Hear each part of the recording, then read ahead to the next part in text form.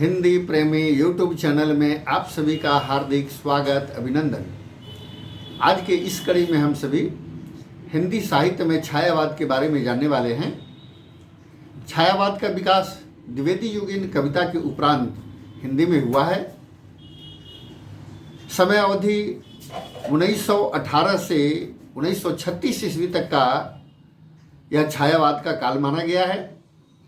शुक्ल जी ने इसे रविंद्रनाथ ठाकुर की कविताओं के प्रभाव से आया हुआ मानकर इसका संबंध ईसाई संतों के फैंटेस्माटा छायाभास शब्द से जोड़ते थे।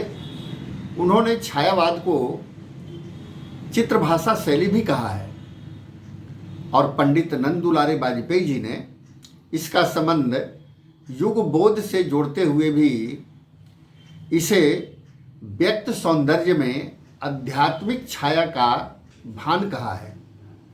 और डॉक्टर नागेंद्र जी ने छायावाद को स्थूल के विरुद्ध सूक्ष्म का विद्रोह माना है।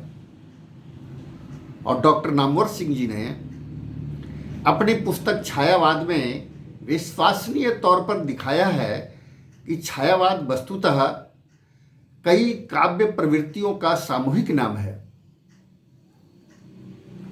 और वह उस राष्ट्रीय जागरण की काव्यात्मक अभिव्यक्ति है जो एक ओर पुरानी रूढ़ियों से मुक्ति पाना चाहता है तो दूसरी ओर विदेशी पराधीनता से।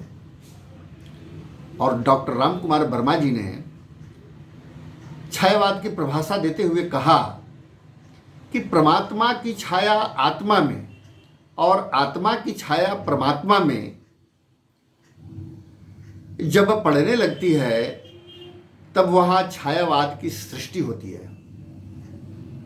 अर्थात छायावाद को रहस्य के रूप में, परछाई के रूप में मान सकते हैं।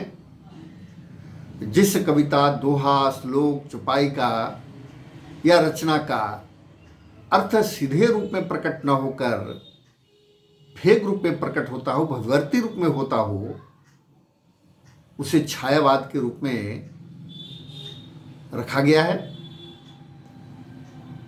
उक्त लक्षणों के आलोक में छायावाद की एक जो सर्वमान्य परिभाषा के रूप में हम इस रूप में कह सकते हैं कि प्रेम, प्राकृतिक और मानव सौंदर्य की स्वानुभूतिमयी रहस्य परक सूक्ष्म अभिव्यंजना लाक्षणिक एवं प्रतीकात्मक शैली जिस काव्य में होती है उसे छायावाद कहा जा सकता है।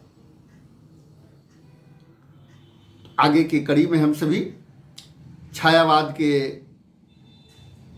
4 स्तंभ के बारे में जानेंगे, इनकी विशेषताओं के बारे में जानेंगे। आज के लिए इतना ही। बहुत बहुत धन्यवाद, आभार।